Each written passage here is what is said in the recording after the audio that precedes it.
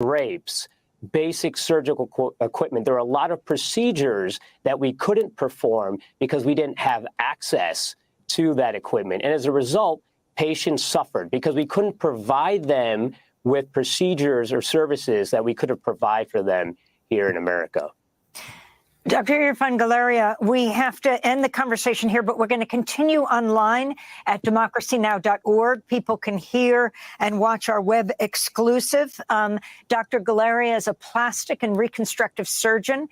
He wrote an LA Times op-ed headlined, "I'm an American doctor who went to Gaza. What I saw wasn't war, it was annihilation."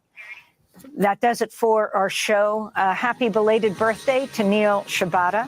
Democracy Now! Is produced with Renee Faust, Mike Burke, Dina Guzder, Sharifa Gokaduz, Messiah Rhodes, Noreen Sheikh, Maria Tarasena, Tammy Warnoff, Trina Nadura, Sam Alcoff, Tamari Astudio, John Hamilton, Ravi Karen, Hani Masood, and Hannah Elias. Our executive director is Julie Crosby. Special thanks to Becca Staley, John Randolph, Paul Powell, Mike DeFilippo, Miguel Noguera, Hugh Grant, Dennis Moynihan, David Prude. I'm Amy Goodman with Juan Gonzalez. Somehow she gets all those names, and you're listening to Fresh Air Community Radio, KFAI 90.3 FM, HD Minneapolis, streaming around the world at kfai.org. It is non-commercial, community-powered radio for your Twin Cities. The time is now 1 o'clock. I was about to tell you what the weather is out there, but I've lost it entirely. It's 75 degrees inside the studios here at Cedar and Riverside. A bird must have knocked our... Well, what the heck? I don't know. Let's call it, 40-something, 30-something? Maybe Al McFarlane will know. Conversations with Al McFarlane is starting shortly here. And we will... In fact, I thought it would be starting right now. Nothing is happening in the way that I was expecting.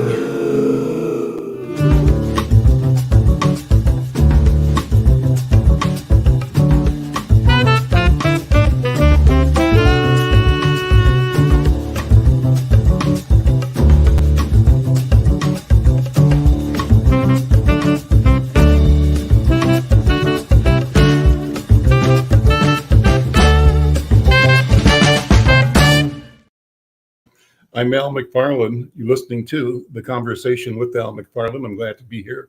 I'm glad to have you along as well. And it's actually sunny and 44 degrees in Minneapolis and St. Paul right now. And if you're like me, you're just blown away at how warm and how beautiful and how comfortable it feels.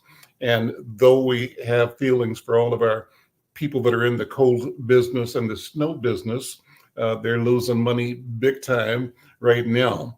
But be that as it may, many people feel relief and some less winter gloom, winter blues, winter blahs, because it's so warm, it's so sunny, it's so nice. So however it's working for you, enjoy this day. I've got some great days ahead. So it's going to be really exciting. Unusual for this time of year. So I think we have to just brace to enjoy being warm in February and early March. Well, I want to thank all of our friends who stay with us here at KFAI. What a great station this is. What a great program, Amy Goodman, and what a great mix of programs that we have. And we appreciate your support. Keep listening, keep tuning in, keep supporting Fresh Air Community Radio.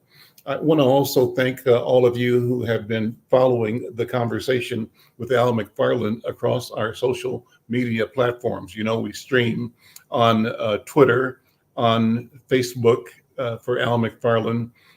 We stream on LinkedIn, and we are on 2 YouTube channels, one for Black Press USA, the Black Press of America, and the Insight News YouTube channel.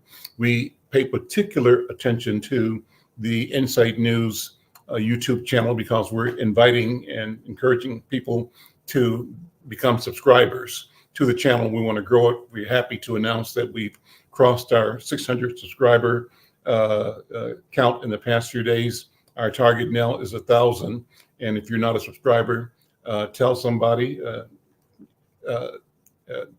click on and like and share and be part of the conversation with Al McFarlane.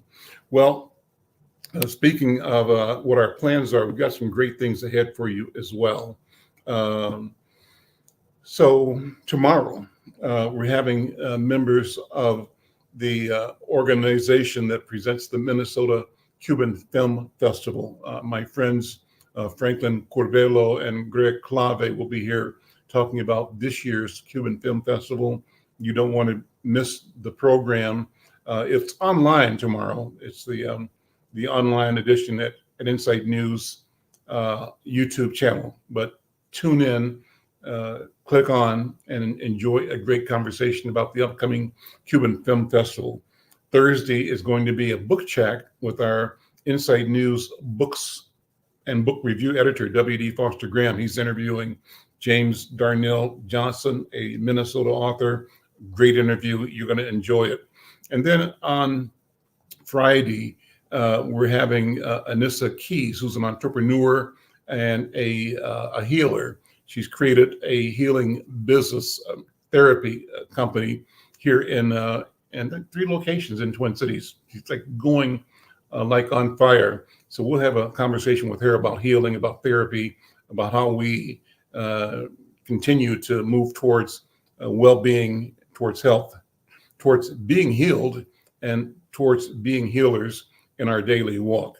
Well, and hopefully in the future, you're going to start seeing a full week in advance of the scheduled shows in Insight News. So we want to keep you informed about the programs coming up. Great programs. If you want to be on the program, either on this program on Tuesday or any of the other programs, are on 5 days a week online. Call us up, send us an email, send it to Cooper at insightnews.com. He's our producer, and he'll connect with you. Also, we want people to check out our newest project, TikTok. We've got a TikTok presence now. So it's TikTok at Insight News MN. Check it out. Let us know what you think. Show us how we can improve. And if it meets your expectation, we hope that it will. We believe we'll just keep getting better as we go. Well, today I've invited representatives of one of my favorite organizations in Twin Cities, and that is the Children's Theater Company. Today I have as a guest Autumn Ness, and she is celebrating her 23rd season as a member of the Children's Theater Company Acting Company, or CTC Acting Company, it's properly called. And she's a playwright, an actor. Among her favorite shows, she says, Dr. Seuss's How the Grinch Stole Christmas, Annie Cinderella, Roald Dahl's Matilda the Musical, The Biggest Little House in the Forest, The Jungle Book, and Romeo and Juliet. Autumn is a recipient of the 2018 TCG Fox Foundation Fellowship, the 2020 MRAC Next Step Fund, and the 2022 Minnesota State Arts Board Creative Support Grant. Autumn, welcome to the conversation. How are you doing? Thank you so much for having me. I like that intro you do. I sound quite impressive when you it's only because you are, you know. I'm gonna remember that when I feel down. Well, so good to see you. And how are you dealing with today's weather? Isn't it amazing? I'm watching these sunbeams through my window, but now all I can think is, what are they going to do to my light as they come into my shot? Sure. Well, it's a beautiful day. I can see outside from where I am. I do my show from my dining room table, and I've got a beautiful street view in front of me, and neighbor's house on the side. Blinds are down at the moment to control the light. But I tell you, I just came in from outside from driving to St. Paul and back, and it's beautiful outside, and I'm loving it. So I hope you're having the same kind of wonderful feeling about this day as well. I'm a lifetime Minnesotan, so I'm ready to be tricked at any moment. My whole life, I'm prepared for it to be like, it's May. Here's the snow. You're waiting for the other shoe to drop, as they say, right? And it could drop any minute, right? I've got my armor up. Whatever happens outside, I won't let it surprise me. Well, What's going on now at Children's Theater? Tell us about what's happening, and in the process, continue to invite people to connect any way they can, because they need to be connected to this work, to the mission. Always so much happening, as you know. That question, we could go on. We only have an hour. We could talk for longer. But I just myself left the Alice in Wonderland opening night party on our main stage. So that began just this last weekend. And then I am working on my own show, which is in our secondary space, in our Cargill Theater space. And this one is called Babble Lab. And this one is for our youngest audience members. This is for 3 to 5 year olds, preschool audiences. And not many people want to perform for this age group because they're scared, and they're wrong.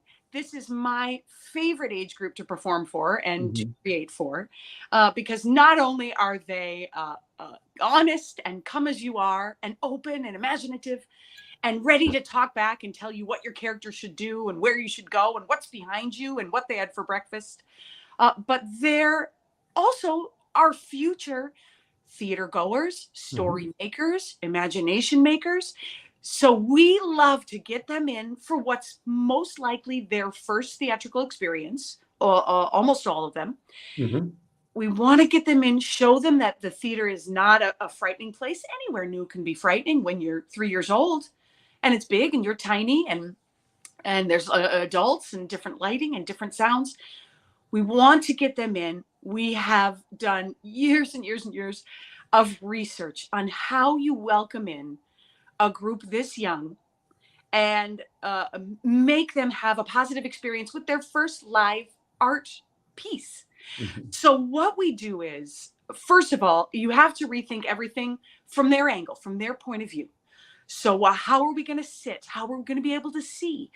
What are the lights going to do? What's too loud? What's too bright? What about our shoes and messy winter wet trails that we all leave? How can we take care of that? What about being with adults that we trust and that make us feel safe, but also having a little separation so we can get kind of brave? All of these things are things we take into account before the show even starts. So before the first line is spoken or the first light cue comes up, we bring them in. We get everybody changed out of their boots into sort of clean room booties. Nobody's stepping on little fingers. Nobody's dragging Minnesota snow in with them. We make sure the temperature's right. The sound levels are right. We have lobby time to decompress and to get used to seeing the space you're going to see for the next hour. We have helpers that come up and say, it's now 10 minutes until we open the doors. It's 5 minutes. It's 2 minutes. That preparation, that's so important when you're out and being social, when you're 3, when you're 4. We have our first intro to the character as silent. It's a lot of sensory information just to take in me walking in a costume and looking at you, and you're wondering, is it TV? Is it a movie? I'm not sure. My experience is my iPad. Can I talk to this person? So there aren't any lines spoken yet. We let you get used to that visual, get used to the room where you are. Then we have seating for the kids that's, oh my gosh, the front row is about 6 inches off the ground because that's high for them. And I've even seen some take a tumble off of that. They manage it somehow. And the preparation, we have a very small audience that's allowed in. Our main stage caps out at 750. This show caps out at 100. We don't want more than that. We want them to feel so excited and free to go into the story and to let their imagination run wild, because that's what they're so good at. And these shows, when I perform for the preschool audiences, they have you laughing so hard on the inside. You try just not to break character, because the things they say and the things they offer and what they want you to know about their lives, about their breakfast, about this one story that they have that has nothing to do with what's going on, but it's relevant to them. We welcome all of that. That's them bringing their full selves. And we also welcome, in our research with our preschool age group, we know listening can look differently for every kid. You and I are listening to each other right now, and we're quite still, and we're looking at one another, and that's one way of doing it. They may have a way of doing it where it's somersault back and Yep. forth. They may have a way where just their hands are up in the air and maybe they shake. Whatever it is that they bring their version of listening, we welcome that. Come as you are. It's a no shushing zone. They're going to have things to say. They're going to repeat sometimes just what I say. That's something we're prepared for, and we love it. We write down some of the great quotes sometimes they'll stand up 5 minutes after the play is started and go, "What? Best show ever." Like, I've had enough of that. 5 minutes. Or we've had the opposite. We've had someone come in. I remember a little girl came in and she was having just a rough morning. And I could hear her something about carrots that was upsetting her. The play hadn't started yet. She yelled out, "I hate this show already." We write it all down. We try not to laugh because it's so delightful how free the kids are when they come. And she's emphatic, right? She's a declaration, right? Rest assured, by the end, she was dancing the best of them. She had her somersaults going. Not about the carrots, whatever it was that upset her. Rest assured, we make sure to get them there. I'm constantly listening while I'm doing the show. We always tell actors to listen. And then we sort of get to where we're very caught up in how dramatic we're being and how great we must look. And we tend to stop. This audience, you must listen. You must be constantly in tune with what they're doing, what they're feeling, what they're saying. And sometimes it can affect, boy, I think I need to slow down. I think the volume just needs to come down because you need them to come to you. You need any audience to do that. But with this one, boy, you need to be at a place where they feel free to approach the show. You cannot force the show at them. Let me ask you, Autumn, why the name Babble Lab? What's the significance of that name? And what names did you have to choose from? And how did this one emerge as the voice or the name or the vehicle for carrying this work? Well, this is my first work as a writer, as a playwright, so I could choose from anything I wanted. The power has gone to my head because it's a pretty great gig getting to sit down at that computer and just go with where your imagination leads you. But this show is about a fantastical laboratory, part science, part inventor, part made up science that we invented, because this world, Babble Lab, starts in a world without speech. There is no version of communication, talking, reading, letters, writing. She comes into her laboratory, this scientist, this fantastical scientist, and she's working with sound. Maybe she squeezes a balloon. Maybe she has a dog toy that has a squeaky sound. Maybe a slinky that has a metal clanging sound. And like all science, through a series of accidents, just like penicillin, she invents a letter. And she measures the letter and she puts it under a microscope. She can't figure out what in the world this thing is that she has created. She eats it. We shouldn't eat our science experiments. That's say from me.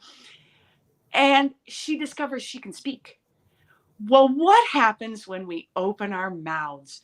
Wonderful things. We can get our needs met. We can sing. We can make rhythms. We can talk and tell jokes and laugh. Those are the great things that happen when we communicate with each other. What else happens when we can communicate with each other? We say the wrong thing. We get angry. We fight. We're short. I wanted to show these kids at this moment where they're learning their speech, they're learning how to get their needs met, they're learning how to communicate with friends, with teachers, they're learning to read, they're learning to write, they're learning to express their imagination, to tell you what it is they're feeling, thinking. I want to show the good, the bad, and the ugly of that time. For me, and well, not for me, for so many parents, I'm not alone in this at all. Those times with my own kids, that should be fantastic times. Said a full sentence, learn to read a board book, a picture book, recognize their letters, wrote their name. Those are great milestones. those milestones can be fraught. Both of my own boys are on the autism spectrum. So a lot of those milestones came in a roundabout way where we weren't sure if we were on track. We were excited they were happening. We were excited they were growing. We wanted to support them. But we knew there were things that were not typical, as so many parents experience. And when you start to reach out to medical people, to personnel at school, to a para, to a counselor, and say, we just want to check on this. That road, while wonderful here in Minnesota and supported, and just so many wonderful people want to step in and help your child just be their best and be on track academically, that road can be confusing, heartening, seem long. So these wonderful times with these young ones that we're performing for, they have their own pitfalls. Even at 3, can you imagine? You feel like you're 3, what are your cares? Well, they have a lot going on. Sure. Absolutely. And developing is no easy path, and it's not a straight path. And as we were in and out of offices and talking with all the various and helpful personnel, this show sort of built itself about, communicating our first babbles. Those can be tricky. And maybe there are parents who will be experiencing that same thing in the audience. In fact, I'm sure there will be.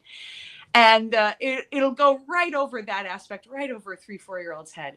But I know that at Children's Theater, we always want to connect with the whole family, because that 3-year-old is bringing the older sister, the younger brother, the grandma, the neighbor. We want to make sure that everybody has an in for the show. So not only is the show speaking to the fun of these firsts when you're young, but it's speaking to the trials that they have as well. So what's the staging like? I mean, how does it work? You tell people 10 minutes, 5 minutes, doors open. What happens then? I'm presuming they're in an atrium or lobby or somewhere. Then what goes on? Exactly. Good question. If you want to get 100 3-year-olds somewhere, a lot. Now what do we have to do? Now we seat, and we want to make sure everyone knows this is your chair. We'll make sure you can see. This is a good chair for you to return to if you have to get up and go, you need a break, you need the bathroom, whatever it is. You come back here. This will be waiting for you. So we get them seated. We herd the cats, as it were, in the most sensory friendly way possible.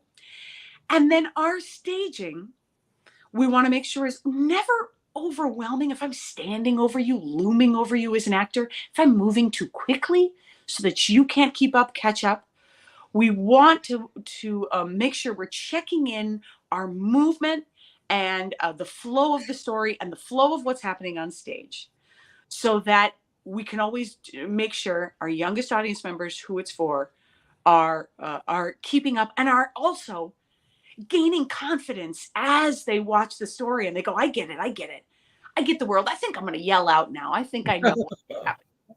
I love that confidence that they gain from the walk-in. I'm not sure about this place. I've never been here.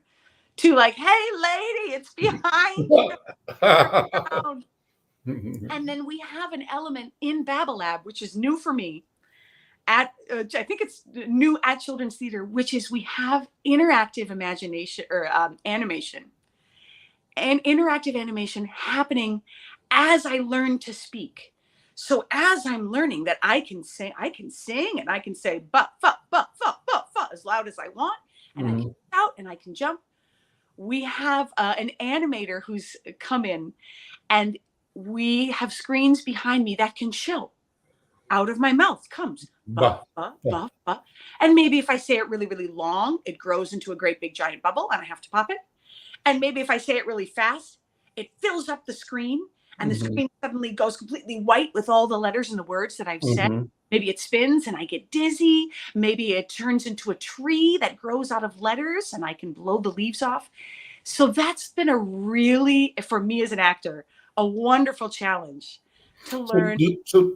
So do the kids in the audience get to tell their stories as part of the show, or how does it, or is it interactive in that way or not? Interactive in the way that we hope when I start saying ba fa fooms ba va po po po po po, out in the audience, I hear pop it up, oh, pop, pop, pop, beep, pop, Mm. and I will. Mm. I will. And when we dance, because that's how we want to express ourselves, we know they'll pop right up out of their seats and they'll dance. We know that when we finish at the end, we want to make sure that we're saying goodbye to everyone, that we're touching base with everyone. We need everyone to get a souvenir. So we have this fantastic, Michael Summers is our puppet and set designer. And he's created this cutout that they can take home. It has a picture of the show. They can cut it out and recreate one of the puppet butterflies that we have in the show. It's just really important that we curate the experience from start to finish in that way. You can't turn the lights on a 3-year-old and go, well, that's it. Bye-bye, closing time. That's not how they have closure. And we know that stopping an activity that's fun, that's hard when you're 4. So we take the show from the whole experience is an hour. We take it from before the hour starts all the way through to where you're exiting the lobby, so that you can look back on it and you feel like you had that entire story told to you and made for you, and you have a piece of it to bring home. That's amazing. I'm Al McFarlane. This is the Conversation with Al McFarlane. I'm talking with Autumn Ness. As I said earlier, she's celebrating her 23rd season as a member of the CTC acting company. And she's a playwright, a writer, and an actor. And presently, we're talking about her production called Babel Lab. And it's a unique proposition that seeks to examine language itself. It examines joy and struggle that we have learning to express ourselves and how to communicate, not only as children, the apparent intended audience, but I bet you there is enough for everybody to learn. All of us 80-year-old, 70-year-old children as well can take something away. But, you know, your notes here say that this show is created to be a less restrictive environment for all the children, and that, as you said, you expect the children to express themselves during the show, and you welcome people feeling free to be themselves. Talk more about that. How does that intention surface, and what's maybe some stories of how that, in a way that surprised you, revealed itself as the right thing to do? Well, one of my favorite things about Children's Theater Company is that we're always striving for what you said, that least restrictive environment, that environment that supports the kids that are coming in, the size, the attention span, their needs that they're going to have during the show. I think about the last theater or concert space I was in that wasn't CTC, and I think about the aisle, and I think about my knees up in my chin, and how I know no matter how badly I may have to get a drink of water, go to the bathroom, whatever it is I have to do, I'm stuck. There's nowhere I'm going. There's no way I'm going to get my needs met. And if I even have to want to be polite and let somebody else have their needs met, maybe let somebody else come and go, we're going to have to negotiate that together. At CTC, I love that we set ourselves up to say, right from the ground plan, how are we going to support this audience? Let's move these seats apart. Let's keep these lights just a little bit up. First of all, for our confidence, because we're a young audience. Second of all, because we know if we've got to come and go, or we have a spill, or we have a brother and sister that decide they both want each other's chairs, whatever that situation is going to be, we are going to make that environment open to what your needs are going to be as an audience. So you don't even notice that you are having a flow as you're watching the show. Little ones may want to go from their primo front seat back to mom and dad. Just give them a tap. Oh, you're here. You still exist. Huh? Forgot about you. Walk right down to the front. That's what we're setting that up for.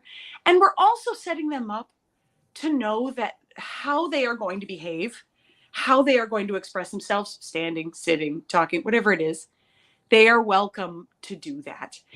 As a parent, when I would take my kids places when they were little, I was stressed. I was worried about them being disruptive, about disturbing other families, maybe getting like a fisheye from another parent.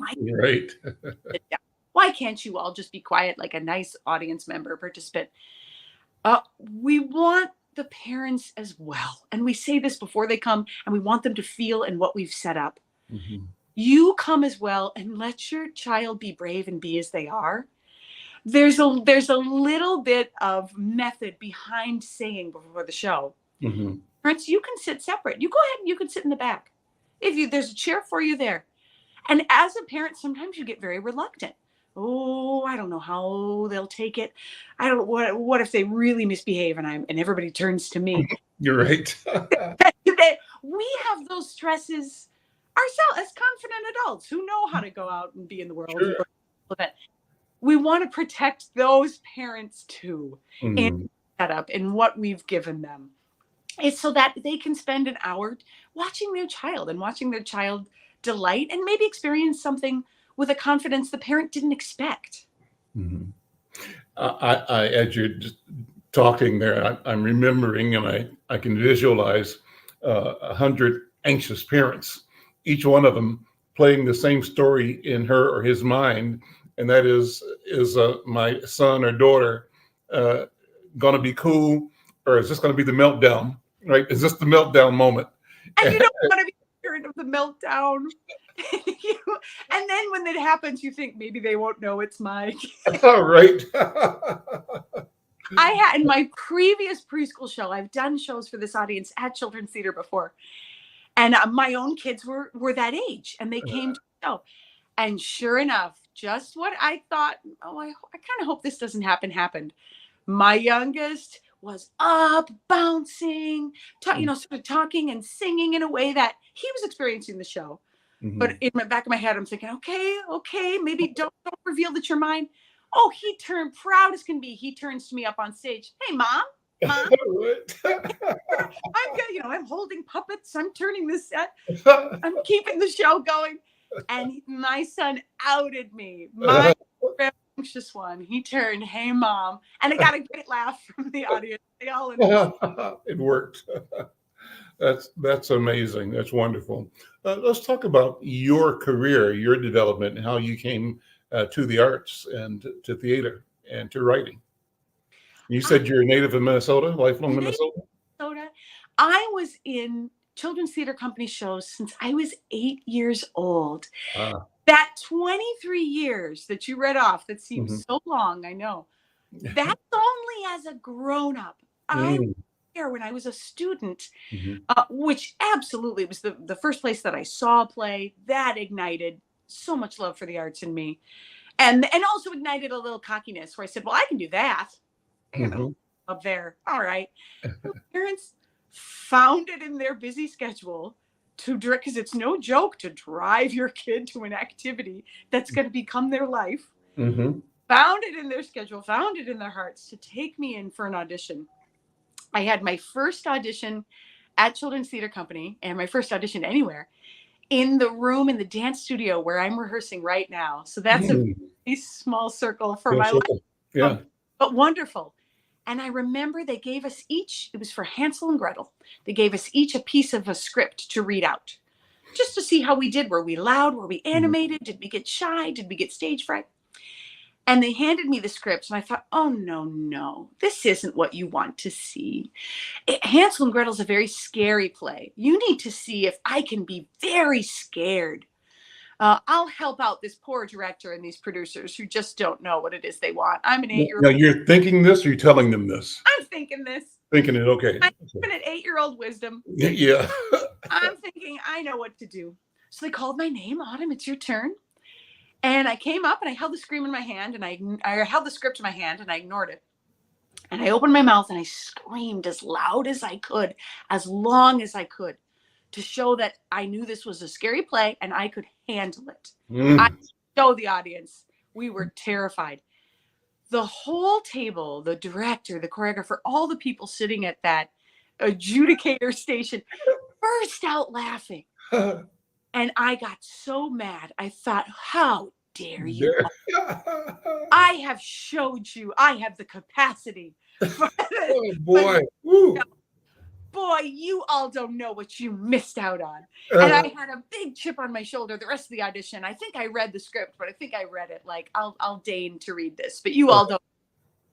And I went home. My parents said, how did it go? I said, fine. It was fine. They don't know me. And I got the call.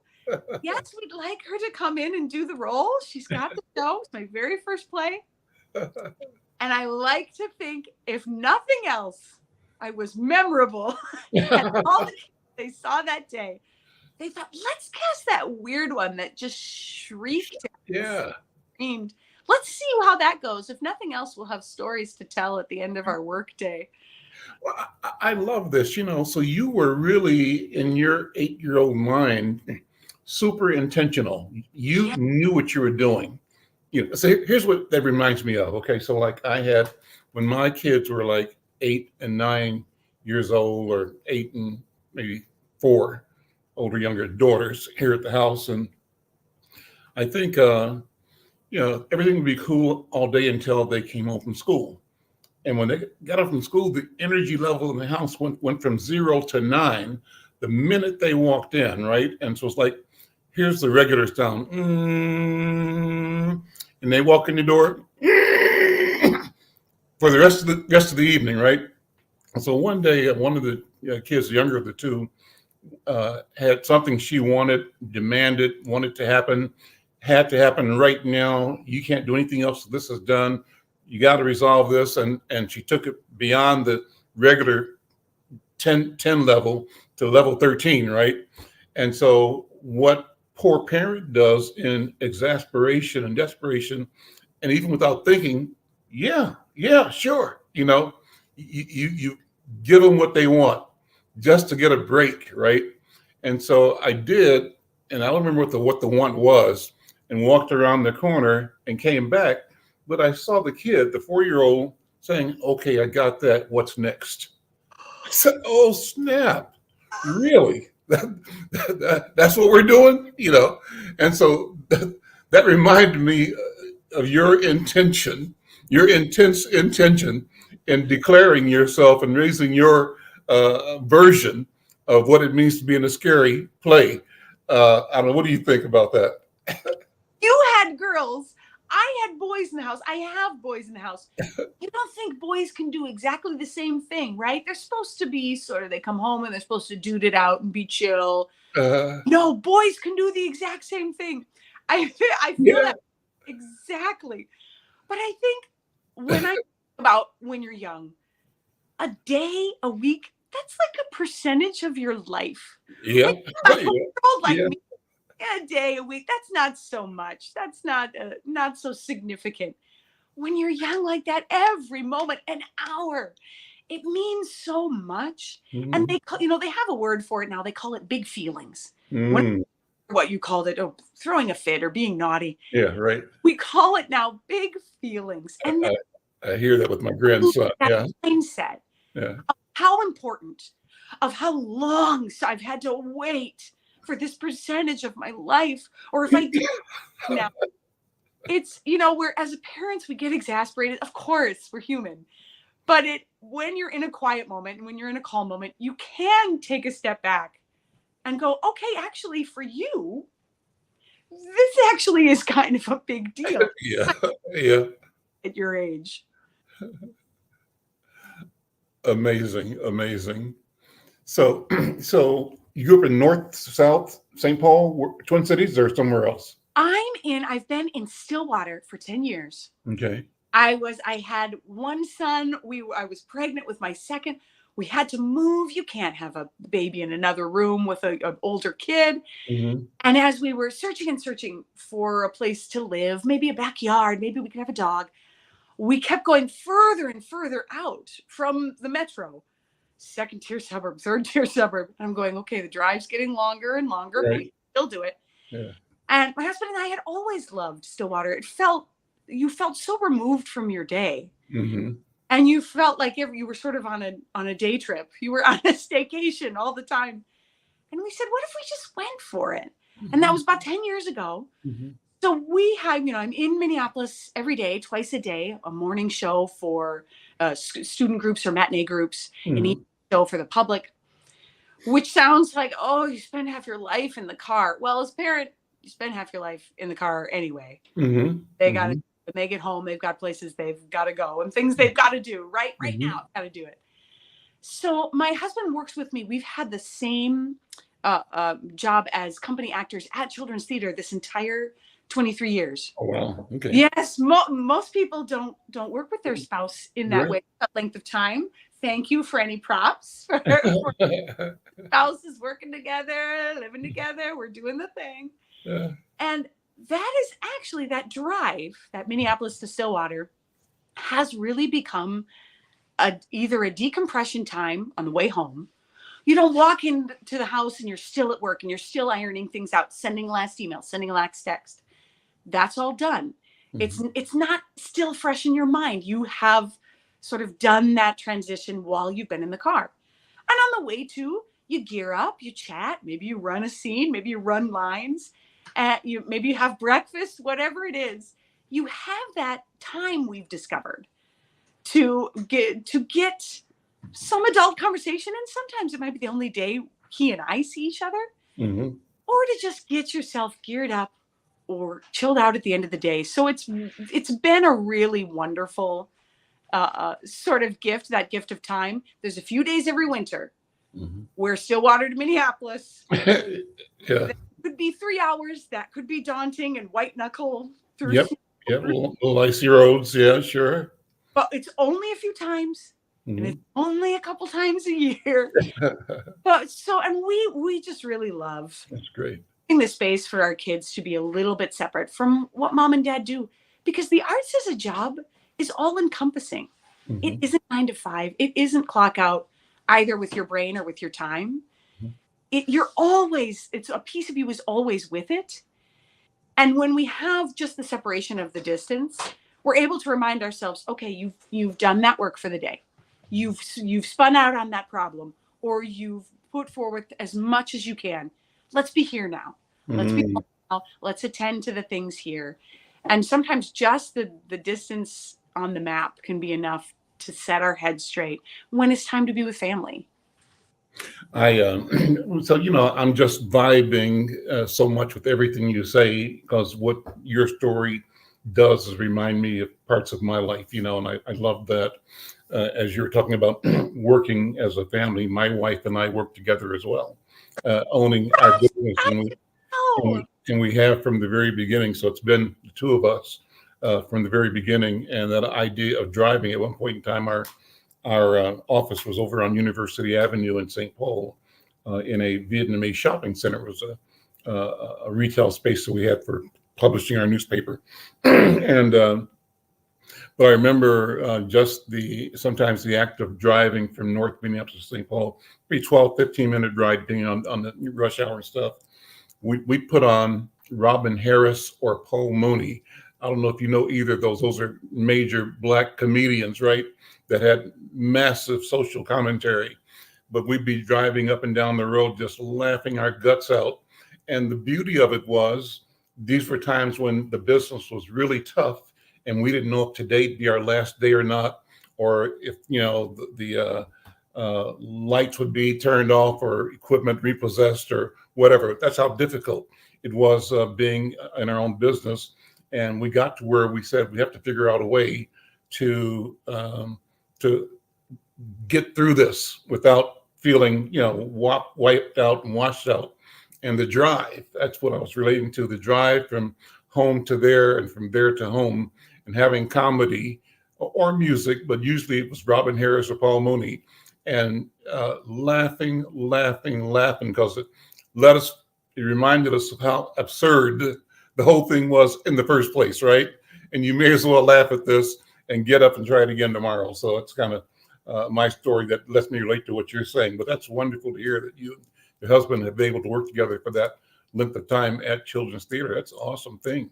I don't know how I'd work now without him. I mean, it's too long. I think I'd turn to look for him if we weren't together. Sure. And then there's a shorthand that you develop. I mean, all couples have a shorthand together, but something that you can read on your way that only you know. shorthanded. Also, not having, if it's been a rough day, you don't have to ask, oh, how was your day? In that this sort of positive way. You just know and you adjust. I can't imagine it any other way now. Well, same here. I'd love to have that. So, how was children's theater different 23 years ago? And you've mentioned you started there when you were 8, but when you became an employee there, what, as you remember, was the excitement, the vision, the possibility, and how has the organization and the work evolved to today? Well, what we're remembering now that when we're talking about arts is the COVID break. Mm-hmm. And the difference that made for children, for families, for their development, for the entertainment industry. That is the most sizable shift in recent memory of how people relate to an arts event. Mm-hmm. Now, I want to say, I believe there is a renaissance coming out of that time. It's happening now. It's continuing to happen as works get produced that people were working on at that time when they had a second to look at the world around them. I think there's a renaissance that's coming and will continue to come out of the absence of these kind of events in our lives. Mm-hmm. You couple that with what we at Children's Theater are dealing with, which is audiences that were out of school and therefore and out of activities, and therefore for most kids out of social interaction for 2-3 years. Mm-hmm. And how that changes as you're developing. I taught, the first thing I did when we came back from COVID and you could come back into an arts building and have an activity, wasn't performing, it was teaching. Mm. And my first class back, I must have had second or third graders. So that a second or third grader at that time meant they had no in-person school or activity interaction, maybe in preschool that they remembered, probably not. Right. They came in, they were so excited. They were nervous, just like all kids are when they get together with a new group of peers.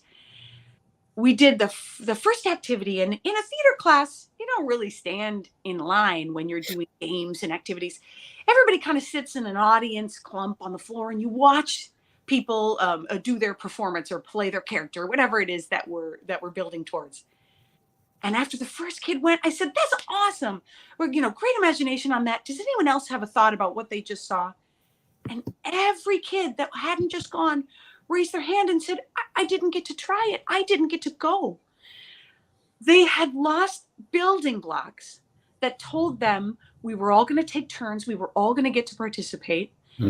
Not just one person got to experience something when we were in a group or in an activity, that we were all going to try it together. Those nuts and bolts of how to be together in a classroom, at a basketball practice, at a class, at an art event, those hadn't been developed. They were on Zoom and they were doing their academics as best they could. And maybe the guardians were next to them trying to help them with links and trying to help them with writing or reading. But they hadn't been all in a room navigating those social rules together that we think of as unwritten because we had that development time. It wasn't unwritten for them. It was brand new. And so we're considering in bringing in our audience that gap and not taking anything for granted about what they're going to come in and what knowledge base they're going to bring. And also the stories we tell. We got to sit on our couch, all of us, and for the betterment of the health of everyone, try to stay home and try to stay inside and make sure that this virus could dissipate and we could build immunity. I'd like to think everybody got a bigger world view. This was a global pandemic. It wasn't Minnesota. It wasn't. Everybody was doing this. And I think at CTC, when we came back, we went, man, let's really iris out on the stories and the point of view and who's telling them.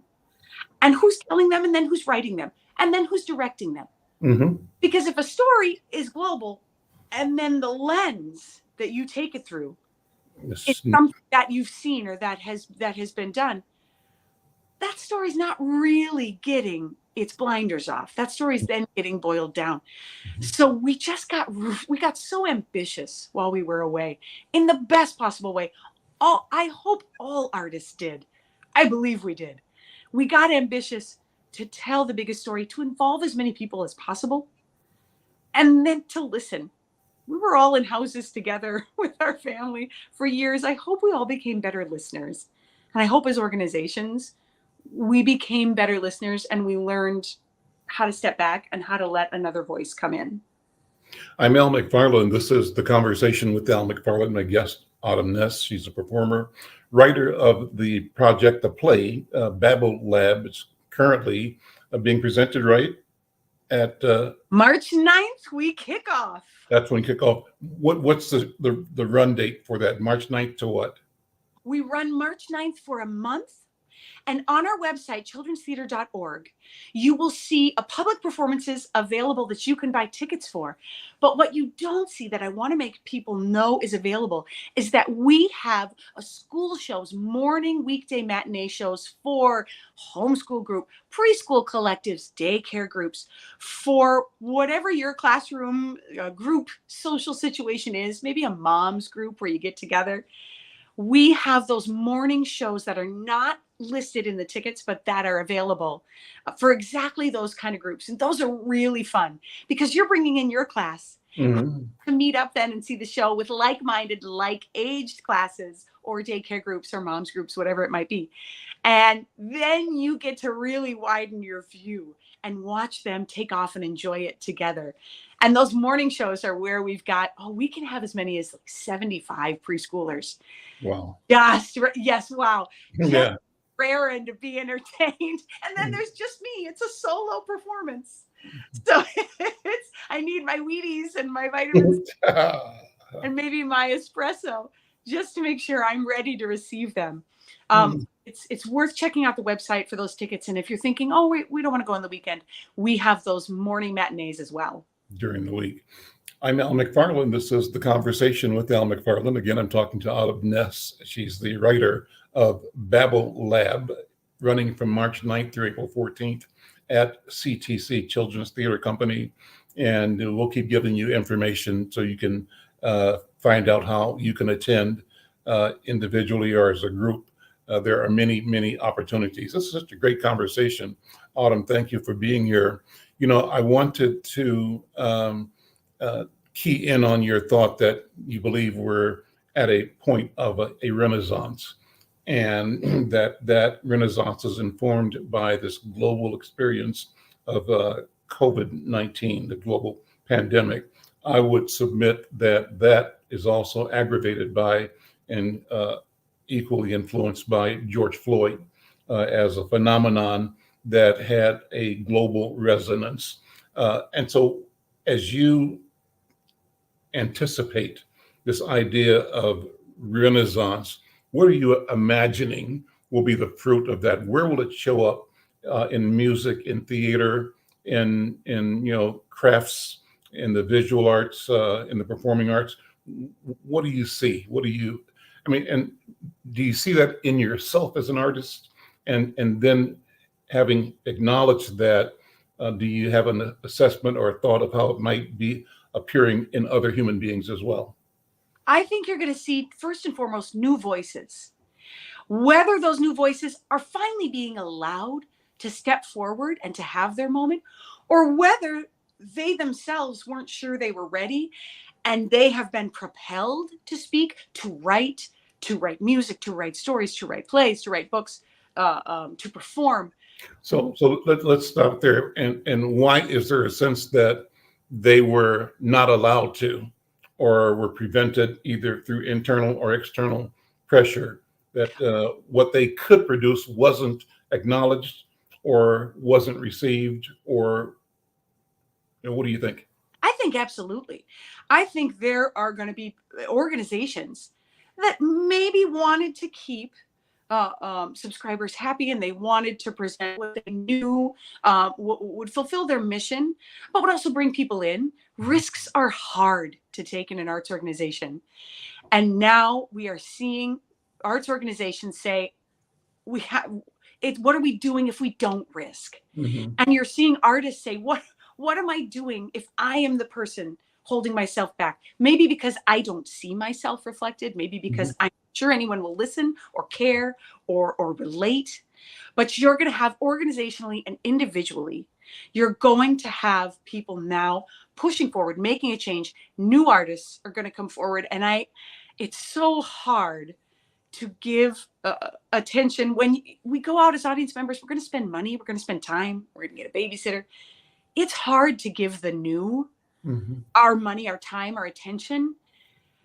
And we're going to be so glad when we do it. We're going to be so glad that we supported a new artist, that we went to a comedian, to a singer, to a band, whatever it is, that we had maybe heard good things about, or maybe didn't have so much press.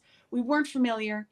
When we step out of our own comfort zone as audience members and we support that, it makes more. Organizations will take those risks when we as audience members are supporting it and heading out to see it. And when those organizations see people want to hear new voices, they're going to respond. And so new voices, new ideas, toward what end is the question? For in my field, in the family, whole family entertainment biz of what I do, to that end is we like to think we create more. You've come in like I did at 8. You've been affected. I can do that. And you know what? I can do it better. Turn to whoever's with you. Well, get me up in there. Whether you put pen to paper, whether you do the audition like I did, whether you now are going to play guitar because you saw that guy play in the orchestra, play the drum, whatever it is. We in our business, our end of that is that we keep it going. That sounds very grand, but I absolutely know it's true. And you can't do what I do and what we do at CTC if you don't know that that's absolutely true. And I've seen it. I've been there now long enough where I've seen it. They've come in and said, I remember you from when I was 5. I was with you when I was 7, whatever it may be. I've gone that spectrum of time now that it comes to me, and I have the receipts of that happening. But I know even when I don't hear about it, when it's a person that can't come up to me personally, I know that we are pushing that younger generation forward. That's a huge part of why we do what we do. And what do you see as the shift in the world that you expect or you desire?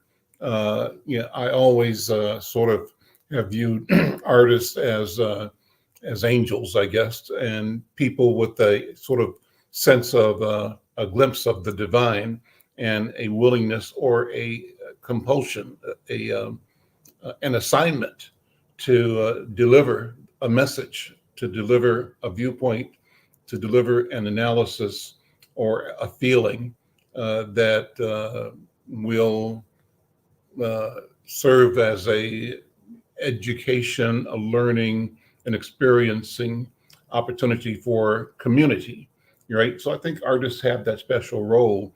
And as you are thinking Renaissance, what's the better world, if there is one, that you see ought to result from this new wellspring of genius creativity that we're going to call Renaissance? What do you think?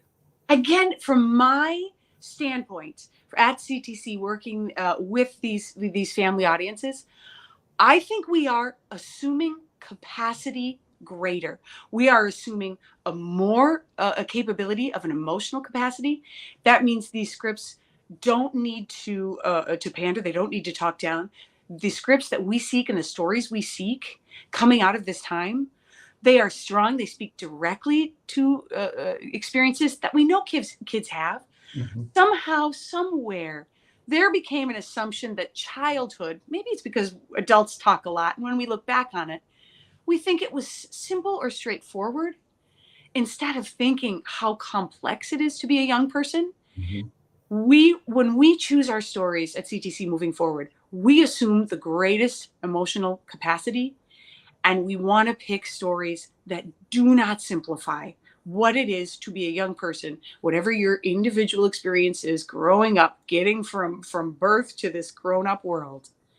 And I really see that in the season choices since we've come back, that we're taking the risk to go, you can handle it, you know this, you've lived this. And we as adults, we're more nervous about giving kids those stories than kids are about receiving them. And we're more nervous it's going to go over their head than they are. And it doesn't, it lands. There are pieces of these stories that are universal, these scripts that we're performing.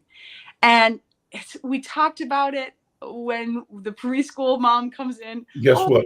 That's the mic drop. We're out of time. Autumn, I'm loving listening to you. Autumn Ness, children's theater writer of the Babel Lab. I'm Al McFarlane. We'll see you next time. Take care. Bye-bye.